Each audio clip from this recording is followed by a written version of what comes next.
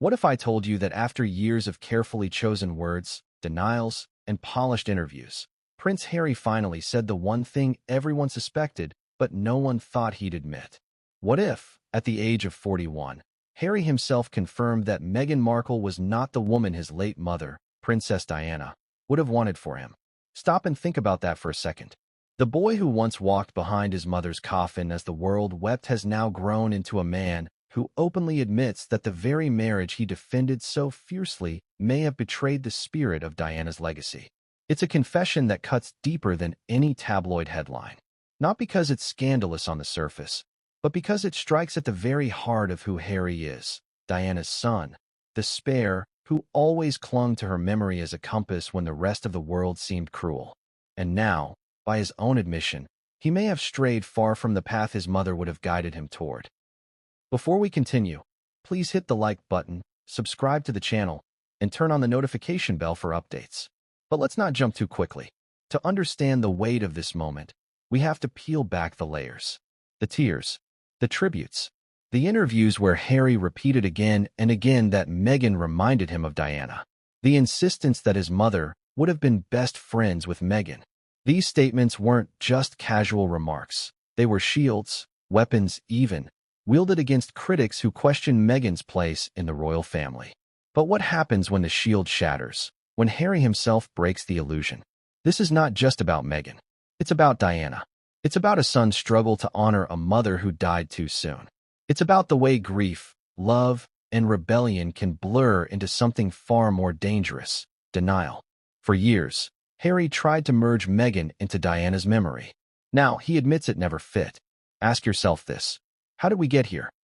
How did the man who once declared his marriage a continuation of Diana's work arrive at a point where he now confesses that his mother would have disapproved? The answer lies in a story that spans continents, royal scandals, family betrayals, and one haunting truth: the truth that Diana's ghost still lingers, still shapes decisions, still demands loyalty from her sons long after her tragic death. Picture it. May 2018, Windsor Castle. Millions watched as Harry and Meghan exchanged vows, with cameras flashing and commentators declaring it a new dawn for the monarchy. Meghan walked down the aisle in Givenchy. The world hailed the couple as modern, inclusive, revolutionary. And through it all, the narrative was clear: Diana would have loved this. Diana would have cheered for Harry. Diana would have welcomed Meghan as the daughter she never had. It was a powerful narrative, wasn't it? It gave Meghan legitimacy. It gave Harry emotional justification. But narratives can be dangerous when built on shaky foundations. Because even then, behind palace walls, whispers grew louder. Would Diana really have approved? Consider Diana's life. She was adored for humility, authenticity, and the rare ability to connect with ordinary people. She bent down to hug sick children. She held hands with AIDS patients at a time when fear ruled public perception. She risked political backlash to campaign against landmines. Diana's legacy was never about self-promotion. It was about selflessness. Now compare that to Meghan.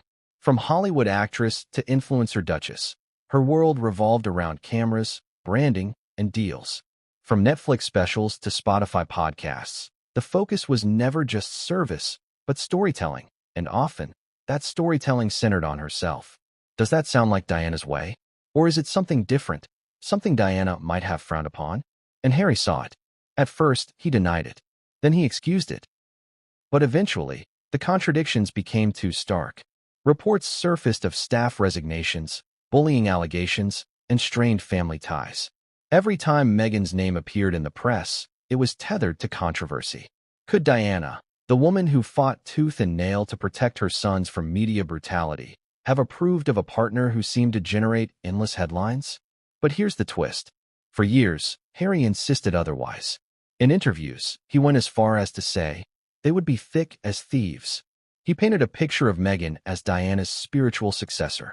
And yet, when he turned 41, older than his mother ever lived to be, he finally admitted what so many suspected: that Diana would not have approved. That his marriage was not the tribute he once claimed it to be. That perhaps, deep down, he had chosen rebellion over reverence. Why now? Why at 41? Think about it. 41 is a symbolic age for Harry. It's the age at which he surpassed Diana's life. She died at 36. For 5 years now, Harry has lived in uncharted territory. Years his mother never experienced. Years where her imagined approval no longer feels enough. Perhaps that milestone forced him to reflect. Perhaps he could no longer hide behind her shadow. Perhaps he finally faced the truth that Meghan was not Diana's dream for him.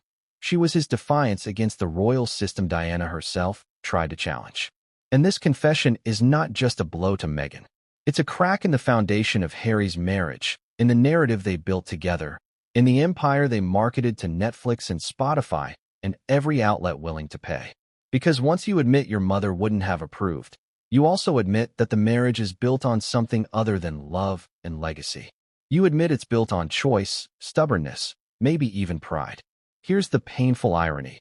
Harry spent years shielding Meghan with Diana's memory. Now, that same memory may be what condemns her in the public eye. But let's pause here and turn the spotlight back to you, the audience.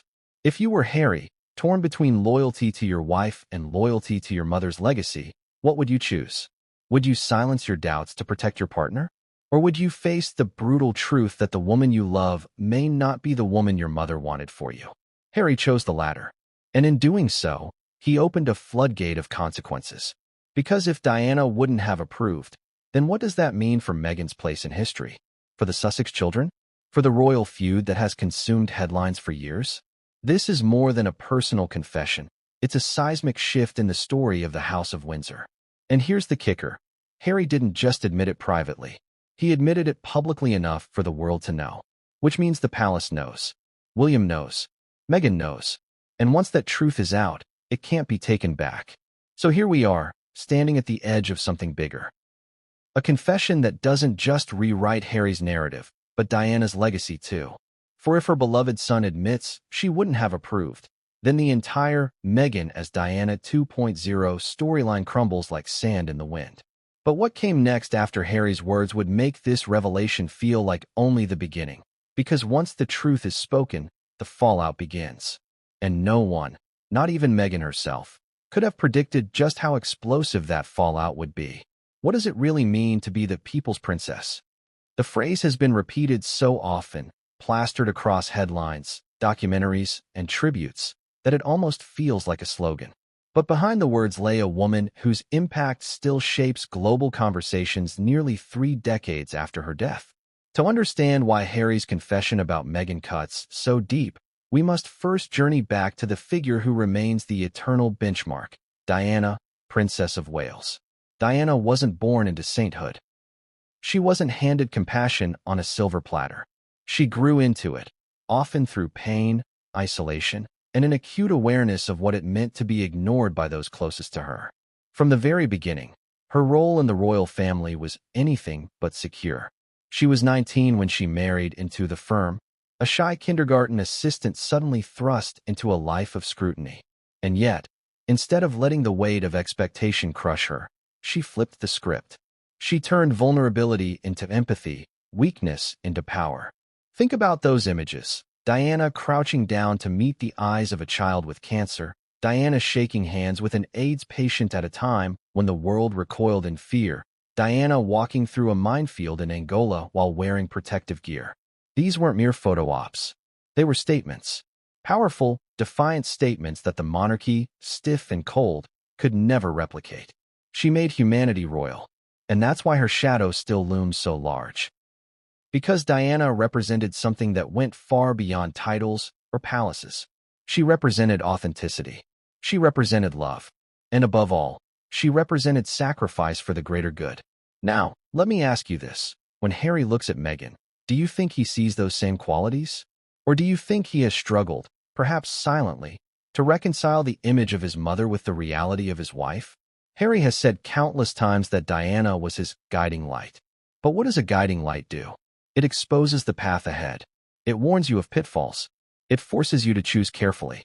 And perhaps, just perhaps, Harry ignored the warnings because he wanted Meghan to be Diana so badly that he convinced himself she was. Let's pause here for a moment. Imagine being Diana's son. You grow up watching your mother be hounded to death by the very press that now photographs your every move. You feel the loss in your bones every time the tabloids compare your wife to your mother. You want desperately to believe that your choice of partner honors her legacy. Because if it doesn't, then what have you done? That's the inner conflict Harry carried for years.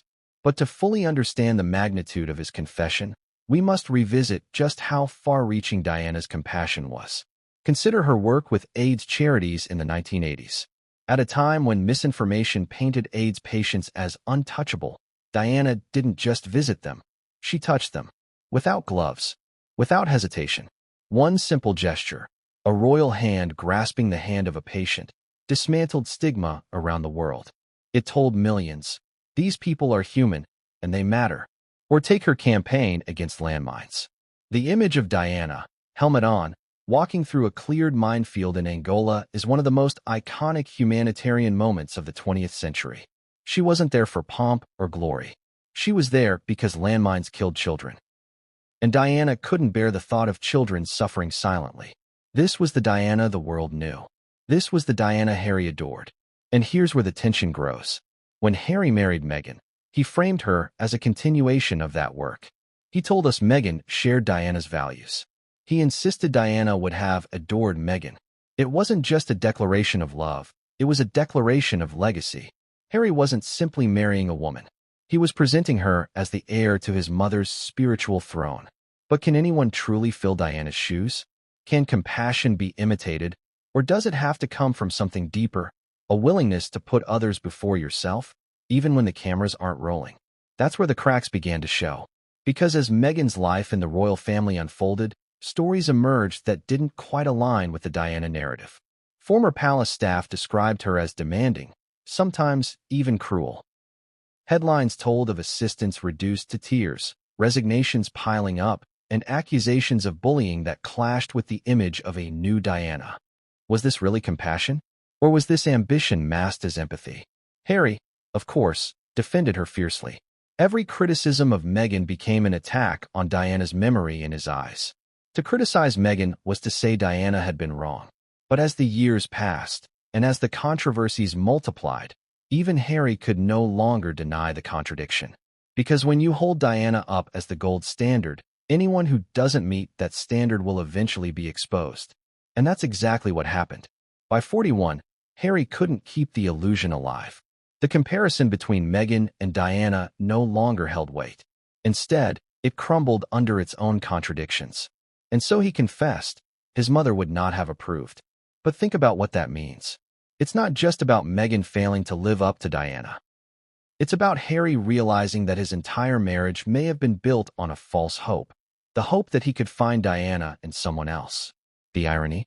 In trying to honor Diana, he may have dishonored her legacy. Now, let me ask you again. Can you imagine the pain of admitting that? The courage it takes to admit that publicly? Or is it not courage at all, but a desperate attempt to reclaim his mother's legacy after years of watching it slip away? Because here's the haunting truth. Harry's confession isn't just about the past. It's about the future. If Meghan is not Diana's chosen one, then where does that leave Harry? Where does that leave their children? And most importantly, where does that leave Diana's memory, which has always been the most powerful force in Harry's life? This is the stage we are standing on right now. Diana as the gold standard of compassion, Meghan as the controversial counterpart, and Harry caught in the middle, forced to finally admit what the world had long suspected. But as devastating as this realization was, it was only the beginning. Because while Harry wrestled with his own truth, the world was about to witness Meghan step into the spotlight in ways Diana never did. And the contrast between them would ignite a storm no one could stop. And what happened next would unravel not just Harry's illusions, but the very foundation of his marriage itself. Do you remember the moment the world first saw Meghan Markle standing beside Prince Harry, radiant, smiling, and seemingly ushering in a new chapter of royal history? The press told us it was a fairy tale. The palace presented it as destiny. And Harry himself, beaming and protective, declared it was love at first sight. But here's the question we have to ask. Was it really a fairy tale? Or was it the beginning of the greatest fabrication the modern monarchy has ever sold? The stage was set in November 2017, in the sunken garden at Kensington Palace, a place Harry chose specifically because it was one of Diana's favorite spots. he introduced Meghan to the world as his fiancée. Symbolism dripped from every angle. This wasn't just an engagement announcement. It was a performance, a message, a carefully staged moment tying Meghan to Diana's memory. Harry's words were clear. His mother would have loved Meghan. He wanted us to believe it. He needed us to believe it. And millions did. The narrative wrote itself.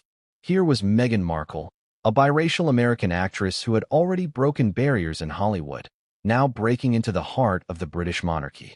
It was history-making, headline-grabbing, and for a short time, breathtaking. The media hailed it as a fairy tale. The palace basked in the glow of modern relevance, and Harry seemed, for once, at peace. But let's dig deeper. What made it so intoxicating? Was it Meghan herself? Confident, stylish, charismatic? Or was it the idea of Meghan? The image of a progressive, forward-thinking duchess who would modernize an ancient institution? That distinction matters. Because if the world fell in love with the idea rather than the reality, then from the very beginning, this was not a fairy tale.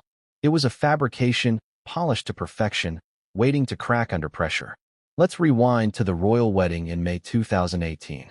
Millions tuned in across the globe. Meghan walked down the aisle in her Givenchy gown, understated yet symbolic. A gospel choir sang "Stand By Me," a nod to her heritage. The guest list was glittering, from Hollywood royalty like Oprah to actual royals in their ceremonial best. It looked like unity. It looked like progress. It looked like the monarchy reinventing itself. But did you notice what was missing? Meghan's father, Thomas Markle, absent amid scandal and paparazzi chaos. Family drama brewing even before the vows were exchanged. Friends from Meghan's past quietly excluded, replaced by a star-studded circle that raised eyebrows. Even then, cracks were forming, but most were too enchanted to see. The irony? Diana's own wedding decades earlier had been presented as the ultimate fairy tale, too. And we all know how that ended. Coldness, betrayal, despair. Was history already repeating itself right before our eyes? Here's a twist for you. Meghan herself fed into the narrative. In interviews, she spoke about how she and Harry barely let a week go by without seeing each other, how their romance was built on deep connection rather than fame. She smiled sweetly when asked about her new royal role. She played the part perfectly, but beneath that polished exterior, there were whispers. Whispers of ambition. Whispers of control. Whispers that this wasn't about love alone, but about power. Do you remember how quickly Meghan transitioned from actress to duchess? Overnight, she went from red carpets and TV sets to balcony waves and palace press releases. Most outsiders couldn't imagine how difficult that must have been. But insiders, palace staff, courtiers, even seasoned royals, began to notice something different. Meghan didn't just want to adapt to the royal system. She wanted to redefine it. At first, Harry loved it. He admired her strength, her boldness, her refusal to be silenced. It reminded him, in some ways, of Diana's defiance. But there's a fine line between defiance and disruption. Diana had challenged the monarchy because she wanted to humanize it. Meghan challenged it because she wanted to reshape it. Do you see the difference? And then came the press honeymoon. For the first few months, Meghan could do no wrong. Fashion magazines hailed her as the new global style icon. Charities celebrated her involvement. The British tabloids, notoriously harsh, initially fawned over her. But like all honeymoons, it didn't last.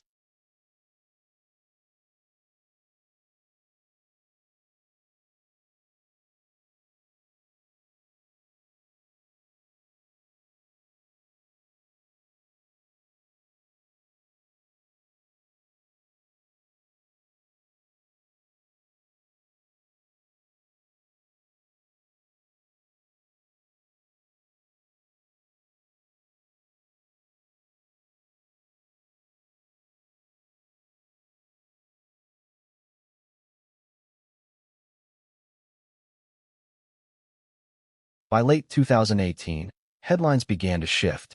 Stories of staff resignations emerged. Rumors of arguments with Kate, the Duchess of Cambridge, circulated. The press pivoted from Meghan the fairy tale to Meghan the diva. The palace, usually silent on such matters, struggled to contain the narrative. And Harry, fiercely protective, lashed out at the media, declaring he would not let history repeat itself, a direct reference to Diana's death. But here's the tragic irony. In defending Meghan against the press, Harry was repeating history in a different way. Diana's marriage had been built on illusion, an illusion that eventually shattered. Harry's marriage was beginning to feel the same. Ask yourself this. Was Meghan really the fairy tale bride? Or was she playing a role? Was the wedding the start of a love story or the launch of a brand? Because from Netflix deals to magazine covers, Meghan and Harry would soon leverage their royal titles not just as a duty, but as a business. And while some applauded the modern twist, others saw it as exploitation. Diana gave her legacy freely, out of compassion. Meghan seemed to package hers. And Harry? He clung to the narrative like a drowning man to a life raft. He told the world Meghan reminded him of his mother. He told us Diana would have approved. He told us this was love, pure and undeniable. But deep down, did he already sense the cracks? Did he already wonder if the fairy tale he sold was a fabrication? Because here's the truth. Fairy tales are timeless. Fabrications eventually fall apart. And the more Meghan stepped into the spotlight, the more the world began to question which one this was. But what came next would only deepen the doubts. Because the contrast between Diana's values and Meghan's choices was about to collide head-on, forcing Harry into a position he could no longer ignore. What happens when the image you build for yourself collides with the very legacy you claim to honor? That's the question at the heart of Harry and Meghan's story, and it's the moment where the cracks began to show. Because Meghan wasn't just being measured as Harry's wife. She was being measured against Diana, the gold standard of compassion, humility, and authenticity. And the comparisons were unforgiving. From the very beginning, Harry insisted Meghan was cut from the same cloth as his late mother. He said it in interviews, hinted it in speeches, and wove it into every narrative surrounding their marriage. Meghan was portrayed as Diana's spiritual successor, bold, caring, willing to challenge the institution. But as the months turned into years, reality began to reveal something very different. Let's start with the core of Diana's values, humility. Diana was born into aristocracy, yes, but she never carried herself like a royal elitist. She was famous for kneeling down to speak to children eye to eye, for sitting cross-legged on hospital floors, for hugging strangers in pain. Her greatest gift wasn't her beauty or her title. It was her ability to make people feel seen. She never needed to shout her compassion. She lived it quietly, consistently, even when no cameras were around. Now, contrast that with Meghan. She arrived on the royal stage polished, articulate, and camera-ready. She knew how to work a red carpet, how to pose, how to command attention. That was her world, Hollywood. But when transplanted into the monarchy, those skills sometimes translated not as compassion, but as performance. Instead of humility, critics saw ambition. Instead of quiet empathy, they saw branding. And here's where the clash becomes unavoidable. Diana ran from the spotlight when it burned her. Meghan embraced it. Diana's interviews were rare, often reluctant, deeply personal. Meghan's appearances, however, often seemed choreographed for maximum impact. Whether it was the carefully staged pregnancy photo shoot, the high-gloss Oprah interview, or the glossy Netflix docuseries, Meghan didn't shy away from the lens. She leaned into it. Would Diana have done the same? Then there's service. For Diana, service meant going where few wanted to go. AIDS wards, landmine fields, orphanages. It wasn't glamorous. It wasn't comfortable. But it was necessary. Diana stripped away the pomp of royalty and made service human. Meghan's approach to service, on the other hand, often came under fire for feeling transactional. Yes, she patronized charities. Yes, she gave speeches. But there was often a brand tie-in, a sponsor, or a media rollout attached. When Meghan guest-edited British Vogue in 2019, she filled its pages with changemakers and activists. Admirable? Certainly. But the cover also featured Meghan herself, positioned not just as a curator of the narrative, but as its star. The project raised awareness, but it also raised eyebrows. Was it about the cause? Or about Meghan? And here's the haunting question. Would Diana have ever put herself at the center of such a moment? Or would she have let the causes shine instead? Another clash, honesty. Diana, for all her flaws, had a brutal kind of candor. When her marriage to Charles collapsed, she didn't hide behind polite silence. She told the world in that famous Panorama interview, "There were 3 of us in this marriage." Painful. vulnerable, but honest. Now think about Meghan. Critics argue that her narratives often shift. The claim that their secret wedding took place 3 days before the official ceremony later walked back. The accusations about Archie's skin color, presented vaguely, never clarified. Stories of palace cruelty, fierce in interviews, but often contradicted by insiders. Was this Diana-level candor, or carefully crafted storytelling designed to keep Meghan in control of the narrative? But perhaps the starkest clash was in how Meghan handled conflict. Diana confronted it with emotion. She cried. She admitted pain. She let the world see her brokenness. Meghan, however, often projected strength at all costs. When criticized, she doubled down. When attacked, she fought back with polished statements, lawsuits, and interviews. Admirable resilience, perhaps, but did it echo Diana's vulnerability or contradict it? And what about Harry? For years, he defended Meghan's choices as if they were his mother's own. He clung to the belief that Diana and Meghan were aligned, that the woman he married would have been his mother's ally. But slowly, as reports of staff walkouts surfaced, as tensions with William and Kate deepened, as headlines turned hostile, Harry's grip on that belief loosened. He began to see what the world had already noticed. Meghan's values did not always align with Diana's. Here's the irony. Diana herself wasn't perfect. She could be manipulative. She could use the press. She could clash with tradition.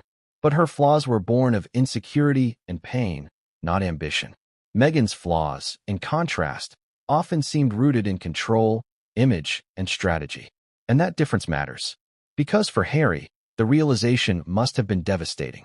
Imagine spending years defending your wife as your mother's mirror, only to admit that the reflection was an illusion. Imagine realizing that the woman you believed honored Diana might actually dishonor her legacy in ways you never intended. And yet, Harry tried to push back against that realization. He told the world Diana and Meghan would be best friends. He insisted Meghan had the same compassion, the same fire. But deep down, the truth gnawed at him. Because every time Meghan's controversies hit the press, every time another palace aide resigned, every time the royal family tightened their lips in disapproval, Harry must have wondered, what would my mother think? And finally, at 41, he answered it. She wouldn't have approved. The clash was undeniable.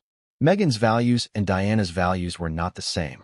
But if that confession shook Harry's personal foundation, what came next would shake the monarchy itself. Because Meghan and Harry weren't just living quietly in their contradictions. They were about to explode them on the global stage, in an interview that invoked Diana's name more boldly than ever before. What happens when grief is weaponized? When a son's deepest wound, the loss of his mother, becomes not just a source of comfort, but a shield, a tool, and perhaps even a strategy. That's what many people began to wonder after Harry and Meghan's explosive interview with Oprah Winfrey in March 2021. The interview was marketed as a tell-all, a chance for the couple to tell their truth after stepping back from royal life. But for many watching, what stood out wasn't just the shocking claims of racism or neglect. It was how often Diana's name was invoked, how her ghost was summoned to justify Meghan's every struggle. From the moment the interview began, the air was thick with tension. Oprah leaned in with her signature curiosity. The cameras zoomed close on Harry and Meghan's faces, and the world held its breath. Would they attack the monarchy outright? Would they air private grievances? The answer, of course, was yes, and then some. But buried beneath every accusation was a refrain. This is history repeating itself. Harry uttered it with conviction, as though Meghan was walking the same path Diana once trod. He framed their decision to leave the royal family not as betrayal, but as survival. Meghan, he insisted, was suffering the same cruelty, the same indifference, the same press persecution that destroyed his mother. Do you see the pattern? Diana's tragedy was being rebranded as Meghan's struggle. And the narrative was clear. If you criticize Meghan, you are criticizing Diana's memory. If you question Meghan, you are perpetuating the same cruelty that killed Harry's mother. But here's the problem. Was the comparison fair? Let's break it down. Diana was a 19-year-old girl when she was married off to a man who loved someone else. She was thrown into the monarchy with no training, no guidance, and very little preparation. She battled eating disorders, loneliness, and the cruel reality of being trapped in a loveless marriage. Meghan, on the other hand, was a 36-year-old woman, a seasoned actress, educated, independent, and worldly. She married Harry by choice, entered the royal family fully aware of its history, and with the benefit of hindsight about what Diana endured. So when Meghan claimed she, too, had been silenced, when she compared her plight to Diana's, many found it jarring. Was it genuine? Or was it a calculated attempt to shield herself from criticism by aligning with the most beloved royal figure in modern history? And Harry, poor Harry, clung to it. He told Oprah that his greatest fear was history repeating itself. He recalled the flashes of cameras, the constant media scrutiny, and admitted he was terrified Meghan would meet the same fate as his mother. His voice cracked, his pain was real. But was it also being used? Because every time Diana's name came up, Meghan's legitimacy grew stronger. Every mention of Diana turned Meghan from a controversial duchess into a tragic heroine. Let's not forget one of the most quoted lines from that interview. Meghan saying she had contemplated taking her own life during her time in the royal family. The world gasped. The palace reeled. And Harry, visibly shaken, claimed he didn't know how to help her, that he felt trapped, powerless, just as he had been when watching his mother spiral. Again, the comparison was drawn. Diana's despair was Meghan's despair. But here's the uncomfortable question. Was Diana's name being honored here, or exploited? Diana's struggles were raw, undeniable, and largely hidden until she spoke out in her infamous Panorama interview. Meghan's struggles, by contrast, were broadcast on primetime television, filmed in a sprawling Californian garden, carefully orchestrated and perfectly lit. Diana's confessions broke hearts because they were shocking revelations from a woman who had been silenced for years. Meghan's confessions, while deeply personal, came across to some as rehearsed, less an unveiling of hidden pain and more a performance of victimhood. And that difference matters.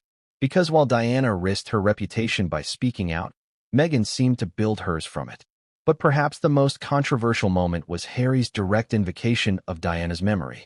"My biggest concern was history repeating itself," he said. He spoke about how Diana would be angry, how she would be heartbroken at what Meghan endured. He implied that leaving the royal family was the only way to honor his mother, the only way to protect his wife. The irony? By invoking Diana so openly, Harry also reignited the feud with his family.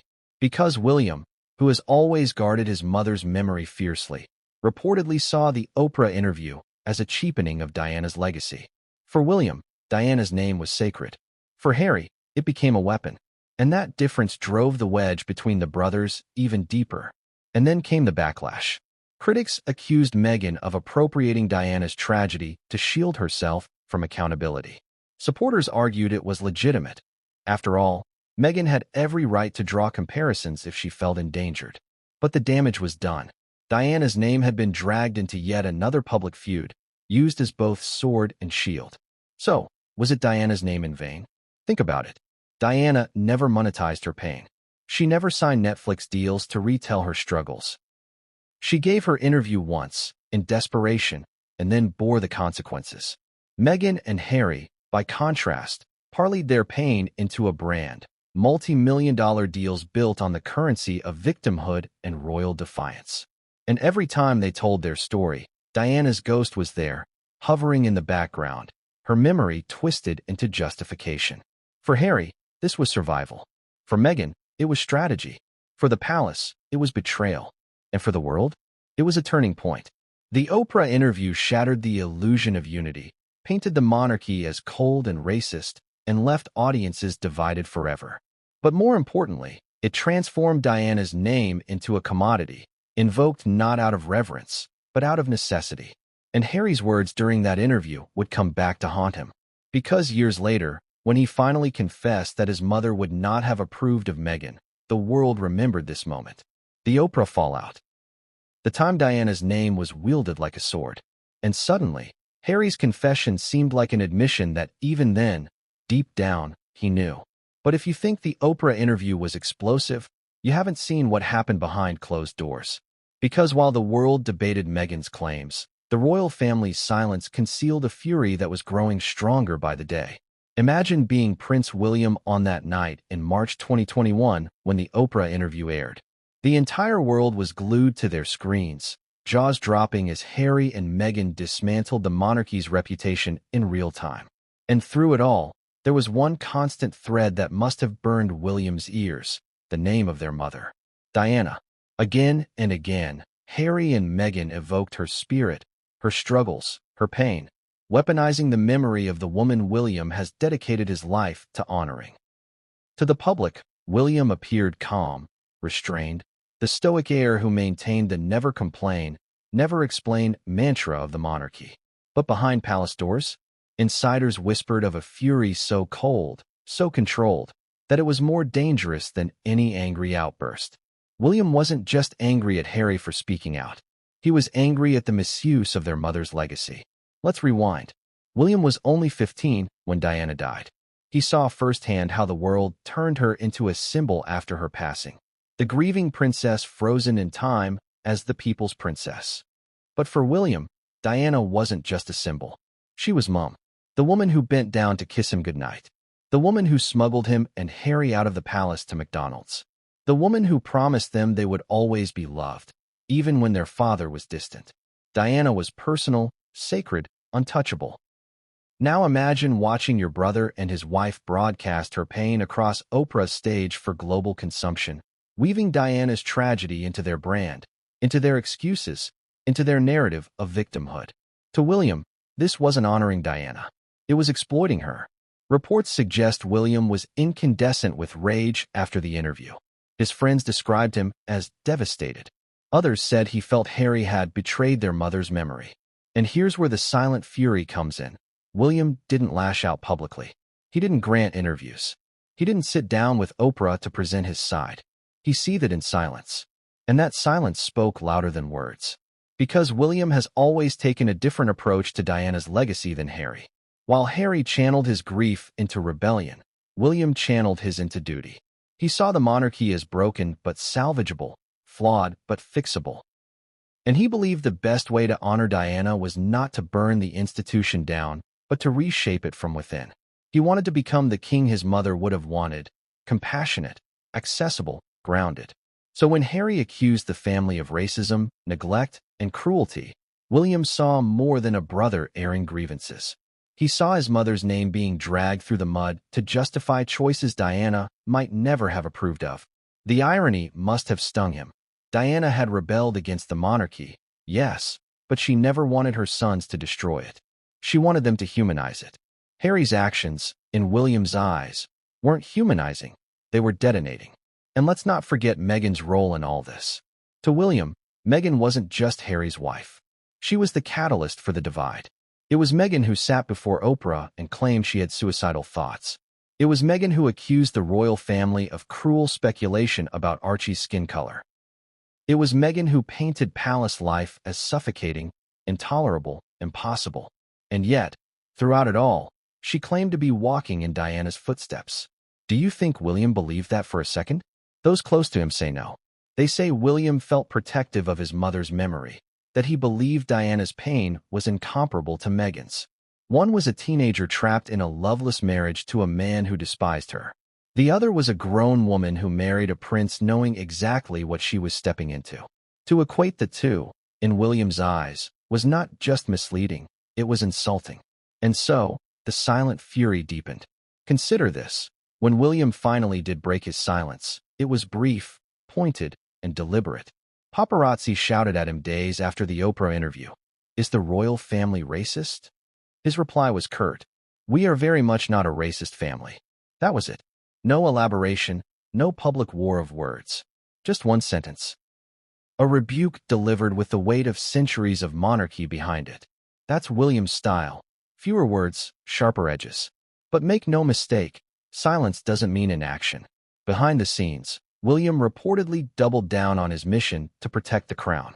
He began working more closely with palace aides, plotting a future where the monarchy could outlast the Sussex storm.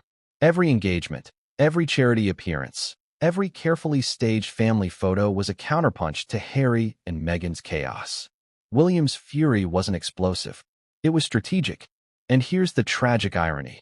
The very thing that once united the brothers, Diana's memory, had become the thing tearing them apart. Harry wielded Diana's ghost like a weapon. William guarded it like a re.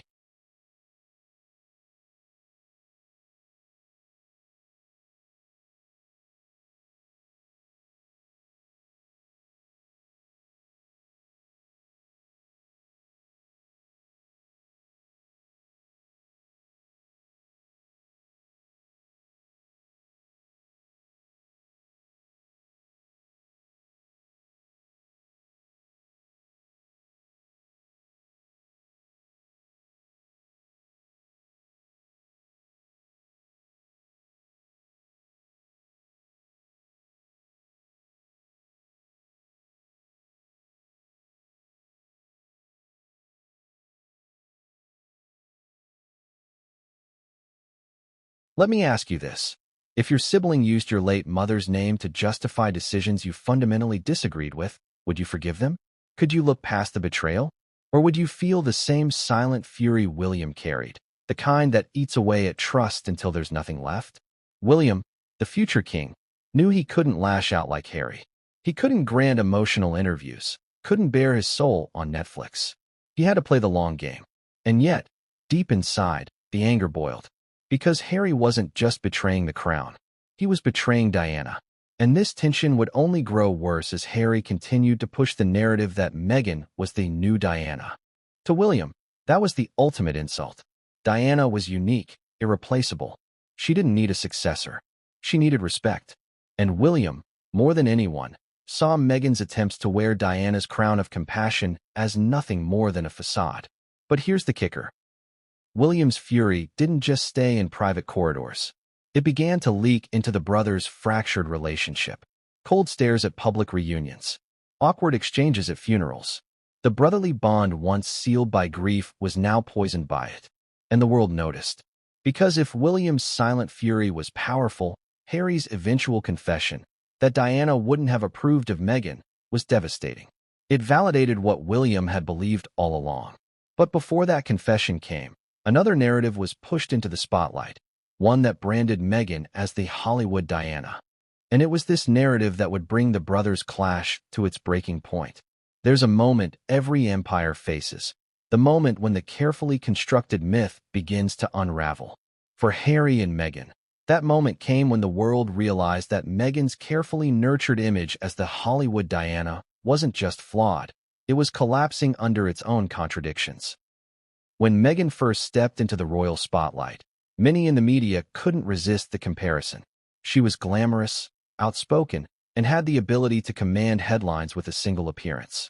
Fashion magazines lauded her as modern, progressive, and daring.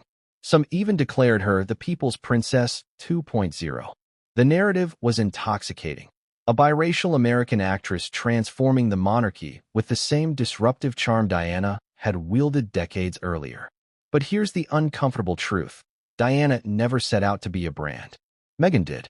Diana's power came from authenticity. She didn't need spin doctors or PR teams to choreograph her compassion. She simply lived it.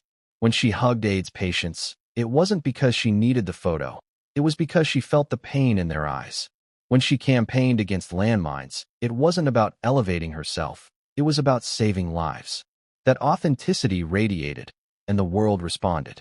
Now contrast that with Meghan. From the beginning, her every move seemed choreographed. The photoshoot-style pregnancy reveal. The Vogue guest edit where she positioned herself as both subject and curator. The slick Netflix docuseries where she and Harry told their story with Hollywood lighting and dramatic music. None of this was accidental. It was branding, carefully curated to build a persona. And at first, it worked. The world bought into the Hollywood Diana myth. Meghan was positioned as both victim and warrior, an outsider challenging the cold, archaic monarchy just as Diana once had. But myths are fragile things, and the cracks started showing faster than anyone expected. One of the earliest cracks came in the form of staff resignations. Palace insiders whispered about Meghan's alleged bullying, her demanding nature, her sharp temper. Former aides claimed they were reduced to tears, that Meghan's private behavior clashed with her public image of kindness. The palace, wary of further scandal, kept quiet. But the whispers spread, and slowly, people began to wonder, was this really Diana's successor? Or was this something else entirely? Then came the headlines about Meghan's spending. Lavish designer wardrobes, multi-million-dollar renovations of Frogmore Cottage, private jets to climate change conferences. Diana had been glamorous, yes, but her glamour was accidental, an extension of her role, not the core of it. Meghan's glamour, on the other hand, often seemed deliberate, excessive, calculated. Could a woman who draped herself in couture while lecturing the world on equality truly embody Diana's humility? And then came the most damning blow, the Oprah interview and the subsequent Netflix series. The world was supposed to sympathize, and many did. But for others, something felt off. The claims were sweeping, the tears perfectly timed, the music swelling in all the right places. It felt less like a heartfelt confession and more like a Hollywood production. Diana had bared her soul in the Panorama interview, trembling, raw, unscripted. Meghan's revelations, by contrast, were polished, glossy, cinematic. The sincerity seemed diluted by spectacle. Here's the irony. Diana loathed the spotlight, even as it clung to her. Meghan seemed to chase it. Diana's pain was hidden until she couldn't contain it anymore. Meghan's pain became the centerpiece of multi-million-dollar deals. One was tragic. The other, critics argued, felt transactional. Ask yourself this. Can you buy authenticity? Can you manufacture compassion? Or does trying to do so only reveal the artifice? By the time Harry's memoir Spare hit shelves, the Hollywood Diana narrative was crumbling. The book, meant to humanize Harry and Meghan, instead painted them as self-absorbed, vengeful, and perpetually aggrieved. Diana had once captured the world by speaking for others, by using her pain to highlight causes greater than herself. Harry and Meghan, critics noted, used their pain to highlight themselves. And the contrast was impossible to ignore. The global press began to turn. Outlets that once hailed Meghan as a revolutionary began questioning her motives. Former allies grew distant. Even Oprah, who had once given them her platform, seemed hesitant to align too closely with them afterward. The myth of Meghan as Diana's heir was collapsing. But perhaps the cruelest twist came not from the press, but from Harry himself. Because if the world was starting to doubt Meghan's Diana-like aura, Harry's eventual admission sealed it. By confessing that his mother would not have approved of Meghan, he effectively dismantled the very myth he had spent years building. The Hollywood Diana was dead, and the legacy Diana left behind now stood in judgment, casting a shadow Meghan could never escape. But let's not underestimate the emotional fallout here. Harry hadn't just dismantled a myth. He had dismantled his own defense. For years, Diana's memory had been the glue holding his narrative together. With that glue gone, what remained? Just a man and a woman standing before the world, stripped of the illusion that their marriage honored the people's princess. And this is where the story takes a darker turn. Because once the Hollywood Diana myth crumbled, Harry and Meghan had to build something else. Something to survive. Something to justify their choices, their exile, their brand. And that something became the American dream. The promise of a new life, free from the shackles of the monarchy. But as we'll soon see, even that dream came with a nightmare attached. At first, it seemed like the perfect escape. Palm trees swaying in the Montecito breeze, a sprawling mansion with chicken coops and lush gardens, Hollywood neighbors like Oprah and Ellen just down the street. For Harry and Meghan, California wasn't just a new home, it was a statement. A declaration to the world that they didn't need the monarchy, they didn't need Buckingham Palace. They could build their own empire under the Californian sun. But what looked like paradise soon revealed itself to be a gilded cage, one filled with isolation, regret, and the bitter taste of dreams turned sour. Let's rewind to the moment of departure. When Harry and Meghan announced they were stepping back from royal duties in early 2020, the world was stunned. They said they wanted financial independence. They said they wanted privacy. They said they wanted freedom. The irony? They left behind centuries of royal tradition only to chase after deals with Netflix, Spotify, and Penguin Random House. They swapped palace gates for Hollywood gates. And for a while, the glow was intoxicating. The couple launched Archwell. They signed multi-million-dollar deals. They appeared in sleek virtual conferences, podcast trailers, and magazine spreads. On the surface, they had everything. Wealth, fame, autonomy. But beneath the surface, something darker was brewing. Because here's the reality. California isn't the monarchy. There are no built-in titles, no endless deference, no centuries of inherited respect. In Hollywood, you are only as valuable as your next project. And suddenly, Harry and Meghan weren't royals anymore. They were just another celebrity couple in a sea of celebrity couples. Think about it. Diana's son reduced to pitching projects in Hollywood boardrooms. A prince, once the face of military service and royal charity, now sitting across from streaming executives negotiating content. It was a humiliation dressed up as opportunity. And slowly, Harry began to feel it. Neighbors in Montecito described the couple as reclusive, rarely mingling outside of carefully curated appearances. Reports surfaced of Harry feeling homesick, of him longing for the life he had left behind, the structure of the institution he once despised. Meghan, meanwhile, seemed more comfortable in the California lifestyle, leaning into branding, networking, and visibility. The contrast between them grew sharper. Here's where the regret comes in.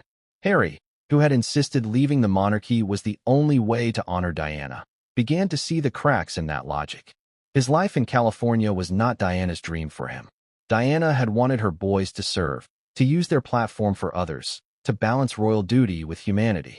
Would she have wanted her son reduced to podcast appearances and camera confessions? Would she have approved of a life built on monetizing pain? The answer, Harry realized, was no. And that realization haunted him. But it wasn't just regret over his mother. It was regret over family. Harry and Meghan had traded Windsor family feuds for Hollywood's silent treatment. Yes, they had Oprah. Yes, they had Tyler Perry. But beyond a handful of allies, they were increasingly isolated. Meghan's ties to her own family were shattered. Harry's ties to his were strained to breaking. The Sussexes had positioned themselves as independent, but independence quickly began to feel like exile. Here's the cruel twist. The privacy they had so desperately sought became another prison.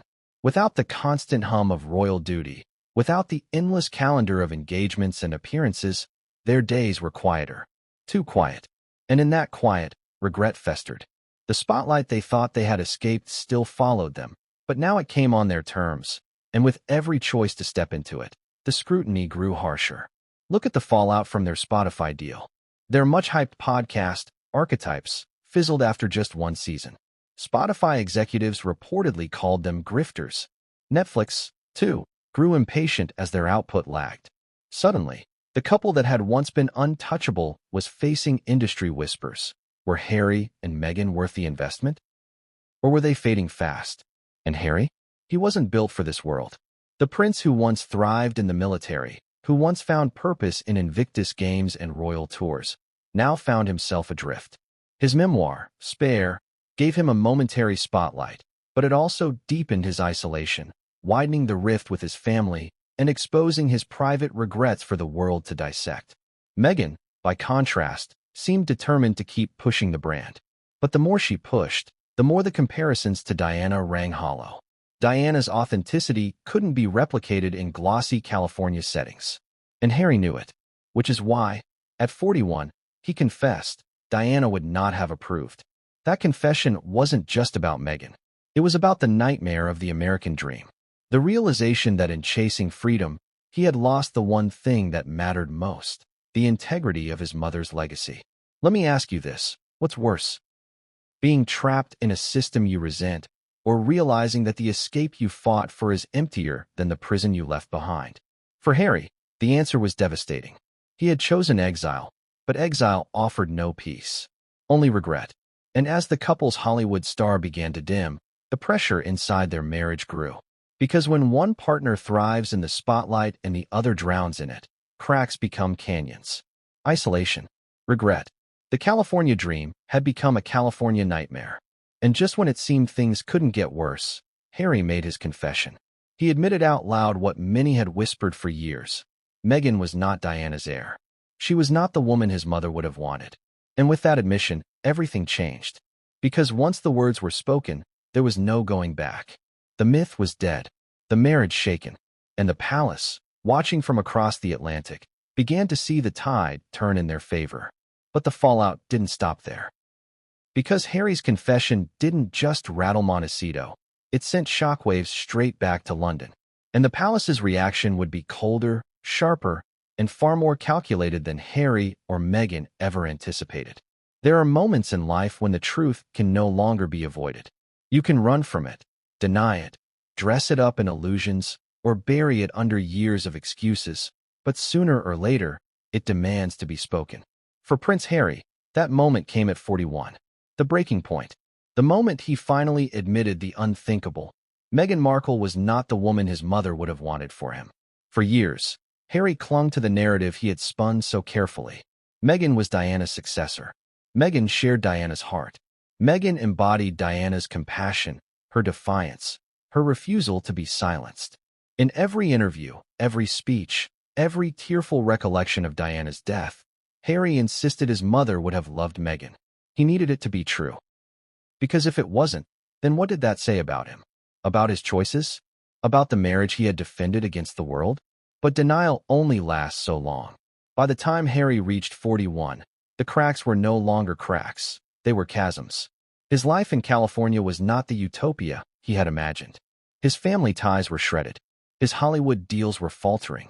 His reputation, once buoyed by sympathy, was sinking under accusations of hypocrisy and overexposure. And through it all, Diana's ghost loomed larger than ever. Imagine the weight of that realization. The woman he had married, the woman he had placed on a pedestal beside his mother, was not the heir to Diana's compassion.